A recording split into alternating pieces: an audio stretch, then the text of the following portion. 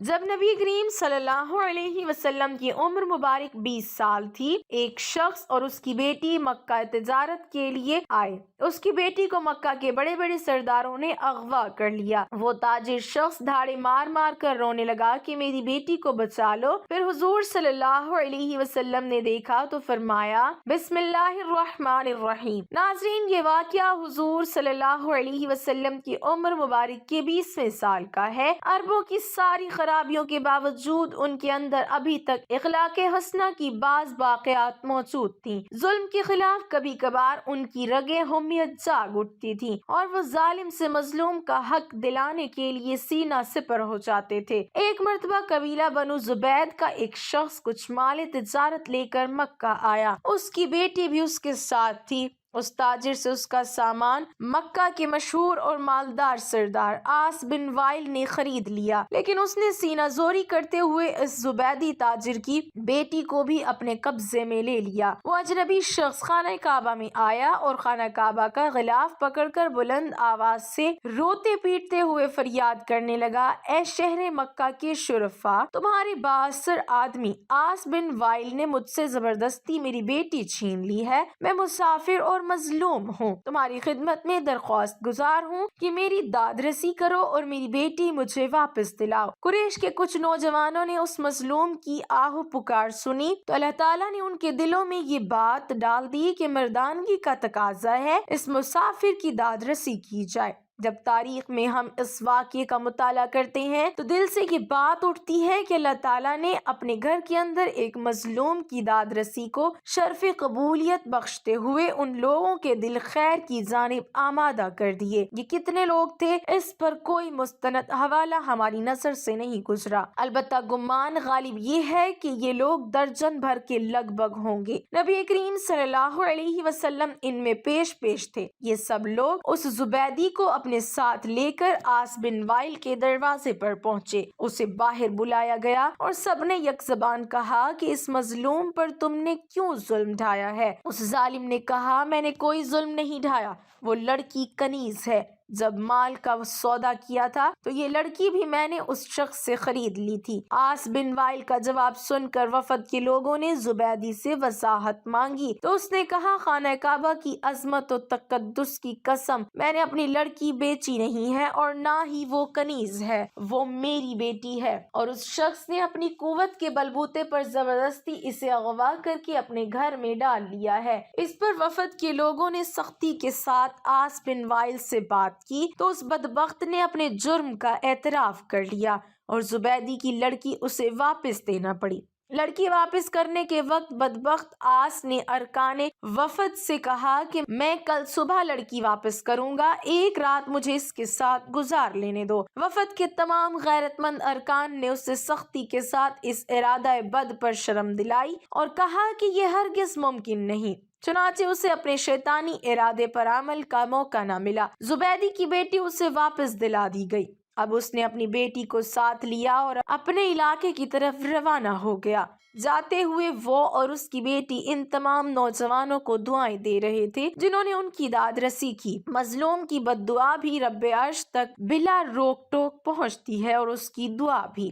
وہ قریشی نوجوان خوش نصیب تھے جنہوں نے مظلوم سے دعائیں لی۔ جب اس تنازع کا فیصلہ بحسن و بخوبی ہو گیا تو وفد کے ارکان میں سے بعض نے مشورہ دیا کہ اس قسم کے واقعات وقتاً فوقتاً رونما ہوتے رہتے ہیں، کیا ہی اچھا ہو کہ ہم آپس میں حلف اٹھائیں کہ ہم ظالم کے مقابلے پر ہر مظلوم کی مدد کریں گے، خواہ وہ کوئی بھی ہو۔ چنانچہ یہ سب لوگ عبداللہ بن جدعان کے گھر پر اکٹھے ہوئے اور اللہ کے نام پر سب نے حلف اٹھایا، جس کے الفاظ یہ تھے، ہم حلف اٹھاتے ہیں کہ غصب شدہ چیز مالک کو واپس دلائیں گے اور آج کے بعد کسی پر ظلم کو برداشت نہیں کریں گے۔ ہر مظلوم کی داد رسی ہوگی اور ظالم کو اس کے ظلم کی سزا دی جائے گی۔ اسے حلف الفضول کہا جاتا ہے۔ فضول کا معنی ہے کہ وہ چیز جو ظلم کے ساتھ چھینی جائے۔ نبی اکرم صلی اللہ علیہ وسلم فرمایا کرتے تھے، میں نے عبداللہ بن جدعان کے گھر میں جو حلف اٹھایا تھا، آج اسلام کے دور میں میں بھی اگر کوئی مجھے اس کی طرف دعوت دے تو میں لبیک کہوں گا۔ اس حلف کو حلف الفضول کہنے کی 3 وجوہات بیان کی گئی ہیں۔ ایک تو یہ کہ حلف میں جتنی باتیں کی گئی تھیں وہ اخلاقی فضائل کے زمرے میں آتی ہیں۔ دوسرے یہ کہ فضول اس متاع کو کہا جاتا ہے جو جبر و ظلم سے چھین لی جائے۔ تیسری وجہ یہ ہے کہ اس حلف میں شامل ہونے والے افراد میں سے 3 کے نام فضل تھے۔ مورخ حلبی نے اپنی تاریخ میں مزید ایک وجہ بیان کی ہے کہ حضور صلی اللہ علیہ وسلم کی تجویز پر ان لوگوں نے یہ بھی حلف اٹھایا تھا کہ اپنی کمائی میں سے ضرورت سے زیادہ مال مہمانوں کی ضیافت کے لیے خرچ کریں گے۔ ابن کثیر نے لکھا ہے کہ 3 ارکان حلف اس نام سے موسوم تھے: نمبر 1 فضل بن فضالہ، نمبر 2 فضل بن ودا، نمبر 3 فضل بن حارث۔ زمانے جاہلیت میں قریش کے اہل خیر نے جتنے اچھے کام کیے ہیں ان میں سے یہ ایک بہت عظیم کارنامہ ہے۔ حضور صلی اللہ علیہ وسلم کی بعثت سے قبل اس واقعے کا ظہور اللہ رب العزت کی طرف سے ایک خاص نعمت تھی جس پر حضور صلی اللہ علیہ وسلم نے ہمیشہ اللہ کا شکر ادا کیا۔ ابن کثیر نے لکھا ہے کہ حضرت معاویہ رضی اللہ تعالیٰ عنہ کے بھتیجے ولید بن عتبہ بن ابی سفیان اور حضرت امام حسین رضی اللہ تعالیٰ عنہ کے درمیان ایک تنازع پیدا ہوا۔ ولید جب مدینہ کا گورنر مقرر ہوا تو اس نے اپنی قوت کے بل بوتے پر حضرت امام حسین کی ایک جائیداد جو ذی المروہ کے نام پر تھی قبضے میں لے لی اور گورنری کا رعب جمانے لگا۔ حضرت امام حسین رضی اللہ تعالیٰ عنہ گورنر ہاؤس میں تشریف لے گئے اور آپ رضی اللہ تعالیٰ عنہ نے فرمایا، اے ولید تم میری جائیداد سے قبضہ اٹھا لو، اگر ایسا نہیں کرو گے تو میں اللہ کی قسم کھا کر کہتا ہوں کہ پھر میں اپنی تلوار نکال لوں گا اور مسجد نبوی میں کھڑے ہو کر اعلان کروں گا کہ اے اہل ایمان، آج پھر حلف الفضول کو دہرانے کا لمحہ آ گیا ہے۔ عبداللہ بن زبیر رضی اللہ تعالیٰ عنہ بھی اس وقت وہاں موجود تھے۔ انہوں نے فرمایا، میں اللہ کی قسم کھا کر کہتا ہوں کہ حسین کا حق اگر واپس نہ کیا گیا تو میں بھی اس کے حصول کے لیے اپنی تلوار نکال کر اس کے ساتھ کھڑا ہو جاؤں گا، پھر یا تو اس کا حق دلوا کے رہوں گا یا جان کی بازی لگا دوں گا۔ حضرت مسور مخرمہ بن نوفل زہری تک یہ بات پہنچی تو انہوں نے بھی یہی اعلان کیا جو عبداللہ بن زبیر رضی اللہ تعالیٰ عنہ نے کیا تھا۔ پھر اس تنازع کی خبر حضرت عبد الرحمن بن عثمان بن عبداللہ تک پہنچی تو انہوں نے بھی وہی الفاظ دہرائے۔ والی مدینہ ولید بن عتبہ کو جب اس صورتحال کا پتہ چلا تو اس نے حضرت امام حسین رضی اللہ تعالیٰ عنہ کا حق انہیں واپس دے کر راضی کر لیا۔ حقدار کو اس کا حق دلانے کی کاوش اللہ کے نزدیک محبوب ترین عمل ہے۔ اللہ کے نبیوں کی آمد کا مقصد بھی قرآن نے یہی بیان کیا ہے کہ عدل قائم ہو اور ظلم مٹ جائے۔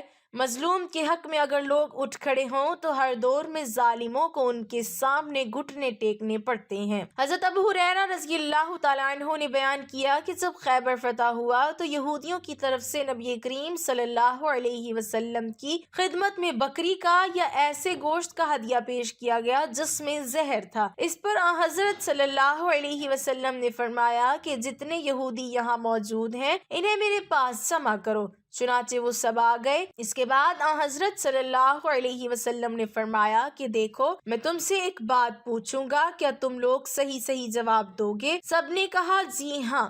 آپ صلی اللہ علیہ وسلم نے دریافت فرمایا تمہارے باپ کون تھے؟ انہوں نے کہا کہ فلاں۔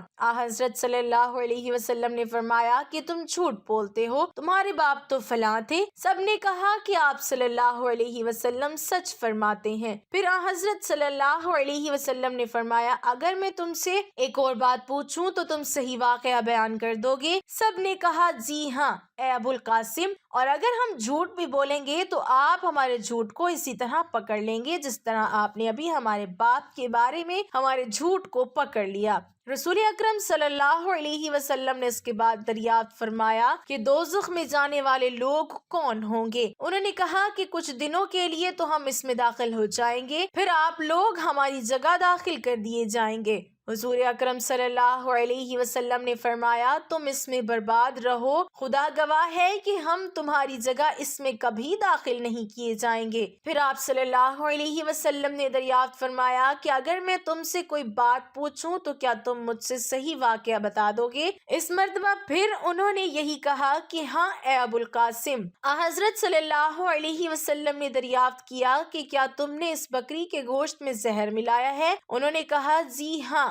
حضرت صلی اللہ علیہ وسلم نے دریافت فرمایا کہ تم نے ایسا کیوں کیا؟ انہوں نے کہا کہ ہمارا مقصد یہ تھا کہ اگر آپ جھوٹے ہیں نبوت میں تو ہمیں آرام مل جائے گا، اور اگر آپ واقعی نبی ہیں تو یہ زہر آپ کو کوئی نقصان نہیں پہنچا سکے گا۔ مدینہ منورہ میں آباد یہودیوں کا ایک قبیلہ۔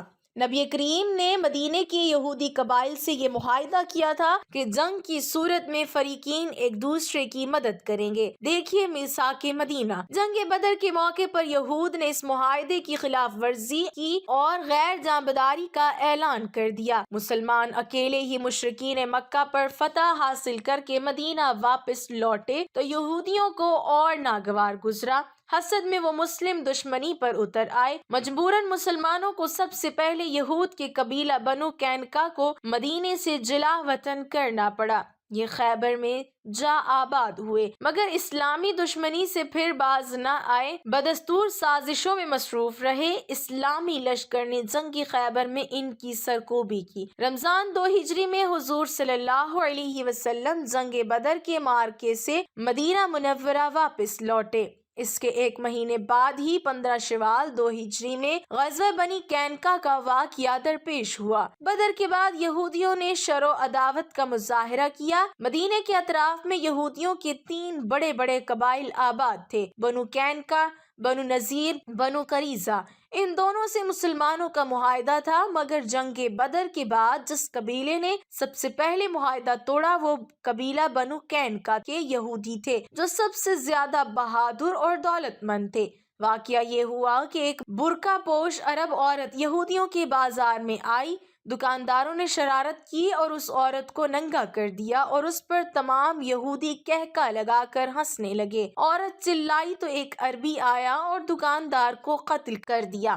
اس پر یہودیوں اور عربوں میں لڑائی شروع ہو گئی۔ حضور صلی اللہ علیہ وسلم کو خبر ہوئی تو تشریف لائے اور یہودیوں کی اس غیر شریفانہ حرکت پر ملامت فرمانے لگے۔ اس پر بنو قینقاع کے خبیث یہودی بگڑ گئے اور بولے کہ جنگ بدر کی فتح سے آپ مغرور نہ ہو جائیں، مکہ والے جنگ کے معاملے میں بے ڈھنگے تھے، اس لیے آپ نے ان کو مار لیا۔ اگر ہم سے آپ کا سابقہ پڑا تو آپ کو معلوم ہو جائے گا کہ جنگ کس چیز کا نام ہے اور لڑنے والے کیسے ہوتے ہیں۔ جب یہودیوں نے معاہدہ توڑ دیا تو حضور صلی اللہ علیہ وسلم نے نصف شوال 2 ہجری پیر کے دن ان یہودیوں پر حملہ کر دیا۔ یہودی جنگ کی تاب نہ لا سکے اور اپنے قلعوں کا پھاٹک بند کر کے قلعہ بند ہو گئے، مگر 15 دن کے محاصرے کے بعد بالآخر یہودی مغلوب ہو گئے اور ذی القعدہ کے چاند رات کو یہودی ہتھیار ڈال دینے پر مجبور ہو گئے۔ حضور صلی اللہ علیہ وسلم نے صحابہ اکرام کے مشورے سے ان یہودیوں کو جلا وطن کر دیا اور یہ عہد شکن بدذات یہودی ملک شام کے مقام عزرات میں جا کر آباد ہو گئے۔ اللہ تعالی ہمیں دین پر ثابت قدم رہنے اور اس کی تعلیمات پر عمل پیرا ہونے کی توفیق عطا فرمائے اور ہمیں نیکوکاروں میں شامل کرے،